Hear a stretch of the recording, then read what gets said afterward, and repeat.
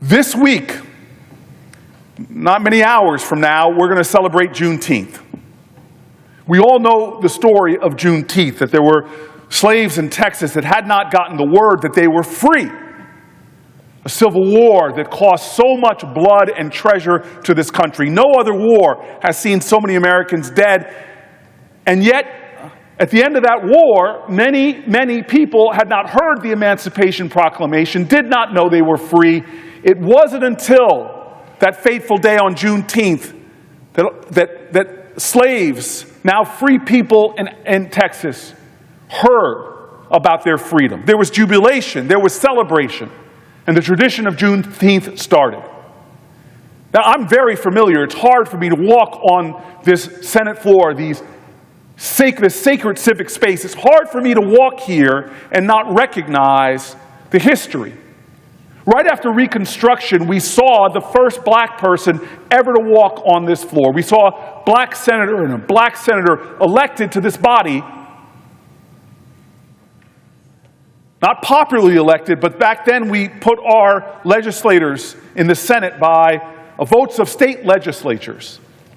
We saw House members come from southern states as well, being elected in free, fair elections in that post-Reconstruction period.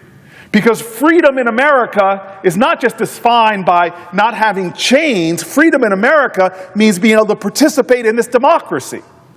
And in that brief period of the post-Reconstruction era, of the Reconstruction era, we saw free and open elections. African Americans rushed to the polls and voted at 70, 80%. And began to elect people in fair elections. We saw multicultural legislators. We saw blacks and whites and states sharing power. It was extraordinary, this brief window of time. But then the Reconstruction period ended. And a reign of terror fell throughout the South. We saw black elected officials, black judges, black mayors being dragged out of their offices, beat, and some of them lynched. We saw laws being passed by state legislatures to bar black people from voting, to put on poll taxes and other extraordinary hurdles to stop African American participation and African American voting. That very idea of being free was now undermined and undercut by a set of unfair laws. And what happened to blacks in the Senate? What happened to blacks in the House of Representatives? Well, they disappeared. I know the last speech, I've read it before, by George Henry White. The last black person in 1901 gave the final speech, and he predicted that one day African Americans would return to our federal legislature, would return to the House of Representatives, would return to the state. It's called the Phoenix speech because he predicted that one day blacks would return to these bodies. One day elections would be free. One day we would reclaim our democracy of one person and one vote. 1901, and he was from North Carolina, and it wouldn't be till the 1990s that another black person would come to be elected from North Carolina.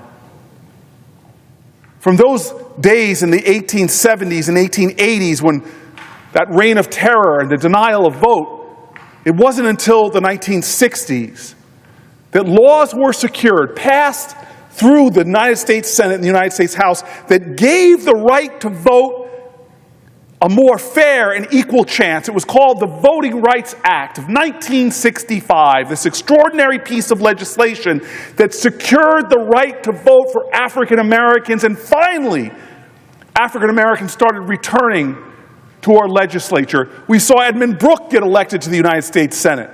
We saw Carolyn Moseley Braun be elected to the United States Senate. The third person was Barack Obama, elected to the United States Senate, and I was number 4. Fourth black person in history to be elected to this body after this history of horror and struggle and pain, after girls were killed in a bombing, the Edmund Pettus Bridge marchers beaten on Bloody Sunday, Goodman, Cheney, and Schwerner being killed in Mississippi. The stories of horror of those folks who tried to stand up for the right to vote, tried to fight to advance the cause of equal voting. Finally, in 1965, Voting Rights Act was passed, equality at the polling place, justice returned, and this body and the chamber across the Capitol began to see, as was predicted by George Henry White, blacks come back to Congress. Justice, fairness, equality, secured by this chamber, secured by Congress, signed by a president. The Voting Rights Act from 1965 held strong and allowed that fairness to be seen and allowed voters to have a fair say. But here, as we get ready to celebrate Juneteenth and those ideals of freedom, I have to stand here on this Senate floor, recount this history, and say that we are at another crisis point in our democracy because the Supreme Court now has gutted the Voting Rights Act, eviscerated Section 2. And what's happened as a result?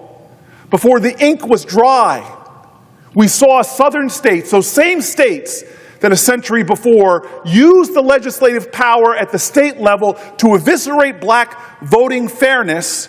They raced really quickly to draw congressional lines on their maps with the express purpose of diluting African American voting power.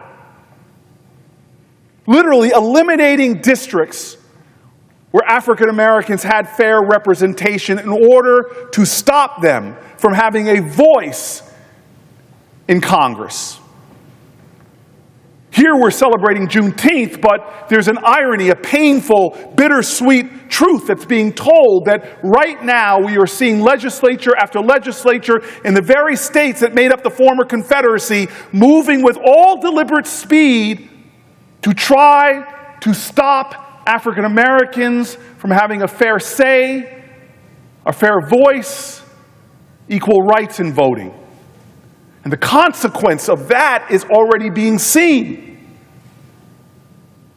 Just like George Henry White, who knew he would not last one more election cycle, I see colleagues now who know that their districts have been diced up with intentionality in order to stop their voters from having a representative in Congress. What did our ancestors struggle for? What did generations who swore an oath to this flag, that this would be a nation of liberty and justice for all? What are those people who died in the movement? What are those folks who struggled and sacrificed? What are those folks who literally watched, finally, fairness and equality coming to maps in the South? What are they to say now? I can't stand on this floor as one of the few, still only handful of African Americans ever to serve in this body without knowing upon whose shoulders I stand, the debt that I owe, the price that they paid, so that we should have a federal government that is truly of the people, for the people, and by the people. We know our history is full of dirty tricks and unfair games that were played to stop some people from voting, so that even though those folks made up majorities in their communities, they would have no say in Congress. It is a bitter, ugly, wretched history that we have overcame. It speaks to the greatness of our nation that we have overcome. It speaks to the mightiness of a rainbow coalition of Americans, black folks and white folks, people from all backgrounds who joined arms and sang songs and marched towards freedom that helped this country to evolve and to grow into a more perfect union. And here we are on the eve of Juneteenth, and we see not a stride forward, but a stride back, but a setback, but our democracy being knocked down again by people who do not believe in the ideals of a democracy, of fair voting, fair maps, fair representation.